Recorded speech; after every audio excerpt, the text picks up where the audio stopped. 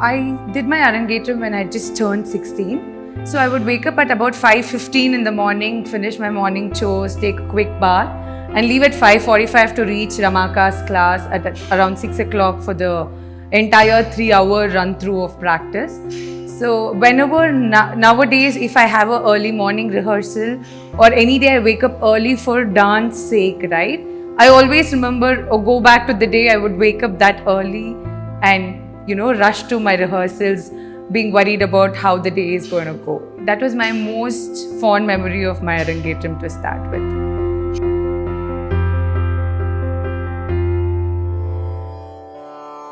So there was a day when Amma just walked into my dance class, post my classes, to pick me up. And then she walked to Ramaka and said, I want to do her Arangetram and do you think she's ready, if she wants to be doing it now. And then Ramaka looked at me for a couple of seconds and then she said, yeah, I think she's ready. We should go ahead and, do it. And this happened in October. I remember October 24th, this conversation happened and my Arangetram was fixed for February 5th. I hardly had 5 months time in my hand, to be practicing. First of all, to learn the choreographies, practice, build the stamina. It was exciting. I think I never was scared that I had only a less amount of time. Excited because I was already in practice for all these years. I think I was in practice for almost 12-13 years and I never took a break. So I felt I was ready right when my mother spoke to her. But yeah, later I realized I wasn't ready when the practice session started. The day was actually it's very vague in my mind, And when we went there, it was like a massive stage, an empty space. It was like a beautiful feeling, but that's when a little bit of that, scared element started creeping in, saying, oh, now I am going to be all dressed and going to do this entire repertoire on the stage there. Indrana was always there and I think as far as I've remembered, most of my programs until he slowly cut down on doing makeup for the artists, I've always, got it done from him. I think nobody can make us look so beautiful as he could make us look. He would, be so particular about how he would keep all his makeup stuff. I did my prayers. Ramaka did Pujai to the Salangai, Pujai to the Nataraja. And then she handed over the Salangai to me. And I think that is when it hit me the most that it's also real. Till then I just kept thinking there's so much more time. Yeah, I will do it. Yeah, I am ready. But the minute I held the Salangai in my hands was like, oh my God, now I'm going to wear this. And then I have to step into the stage for Pushpanjali. So I'm reliving it right now and it's like goosebumps. In fact, I did Pushpanjali, Ganesha Stuti and Natesha Kautvam back to back together. So after I finished my Natesha Kautvam as the third item, I went backstage and I was very scared to go back on stage because I knew it was not so easy being on stage. It was all nice to hear about it, but it's a lot of hard work when you start off. And how much ever you practice, take it from me, it is never enough to face the final day. You need more.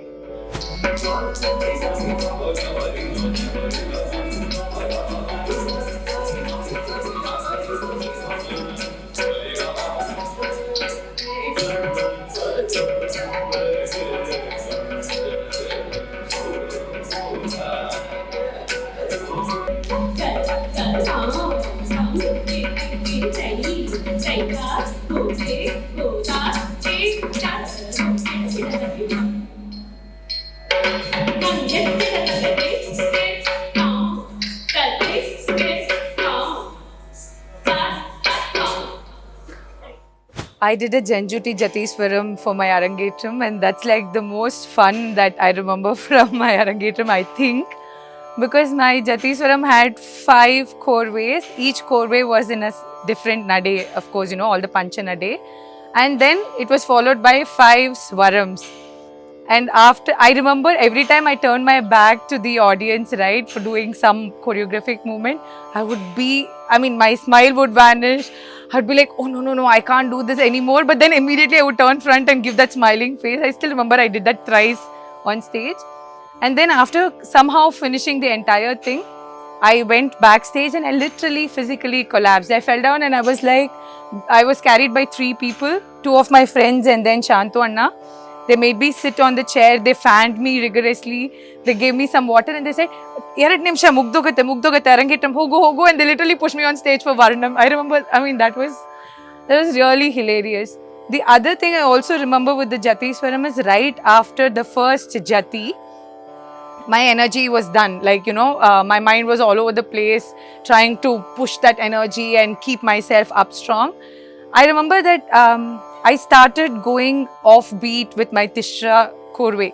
And then Ramaka started reciting the Tishra Nade on the mic because, normally they do Natvangam only and the singer sings. And it jolted me and said, oh my God, if Ramaka is actually telling it on the mic, I am going wrong. So then I kind of, picked it back and got it back to where it had to be probably. But Jati Swaram was fun.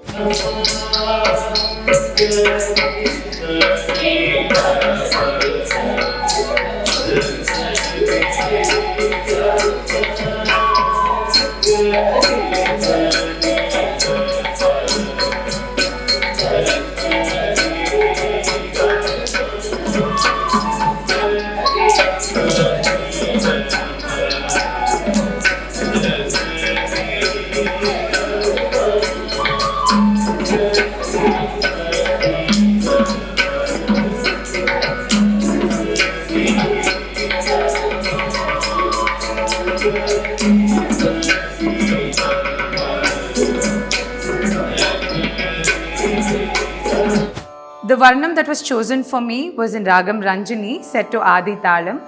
It was a composition of Sri Madurai R. Muralidharan sir. I think it is a beautiful memory for me how this Varnam was chosen. Ramaka actually wanted something on Devi that I had to dance because my name is Bhargavi. So the entire Varnam is very beautiful. It starts with Simhavahini Sri Rajeshwari. It moves into Omkara Nada Mayarupini Nataraja Manohari. It would go that way and it was very beautiful. And for the age I was then, I think I have done as much as possible to explore the Varnam. But I'm sure today I would really love to revisit it and see how much I've grown from there to now. Because I have very vague memory of how much I was able to even comprehend such a massive composition, a piece such as Varnam. And right now I think I'm a little more well-versed in tackling such heavy pieces. So I'd really like to go back and see how it works.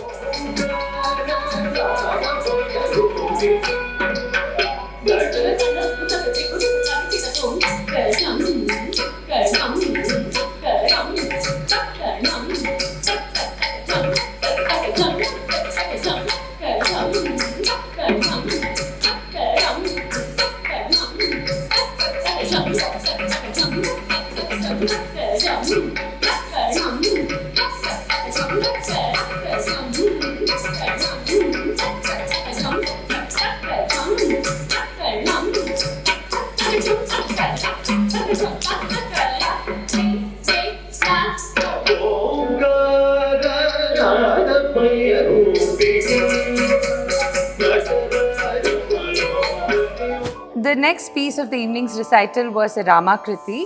It was in Ragam Kamat, set to Adi Talam and composed by Sri Mysore Vasudevachar.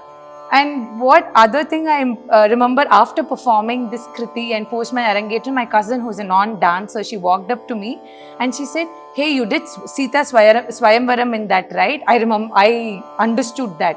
And it was like a big compliment for me because, I thought I was so good at it that somebody who could just sit in the audience and watch me could understand what I'm doing. And my Javali was in Ragam Behak, set to Adi Talam. And it was again my first time doing something close to Shringara. It was very cute. It says, Idene Saki Khantanu Munideke. And even today when I go back and watch, I laugh because, I can't comprehend that I actually had done it in certain way. And then I see myself now. And of course, I'm so thankful of that growth, from how I did it back then and how I can do the same piece now. yeah, it was quite a cute piece to dance and to go revisit.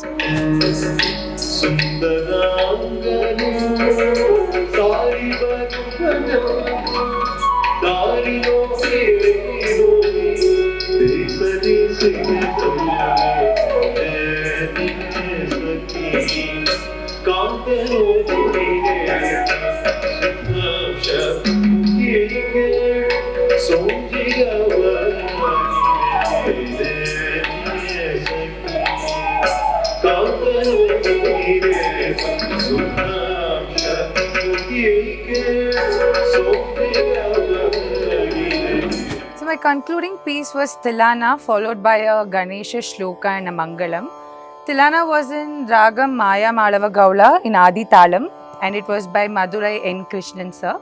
And my Mangalam was derived from a Ganesha Shloka from the Skanda Guru Kavacham.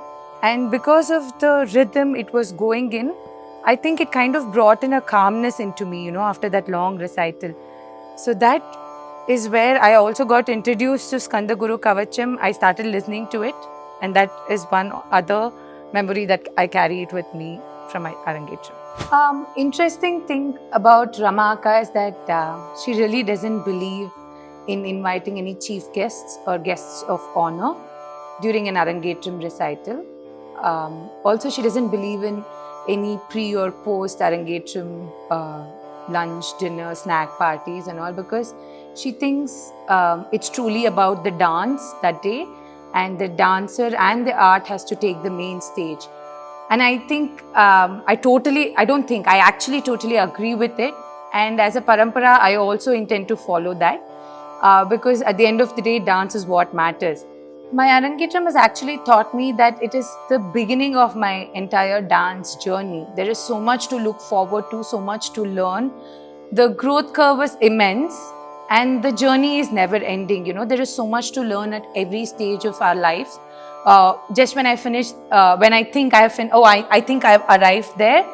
And then Ramaka's like, now that you've got this, let's get here. And I'm like, oh my God, there is something more. So that's been a very beautiful lesson for me that, learning never stops really. It is a journey for lifetime.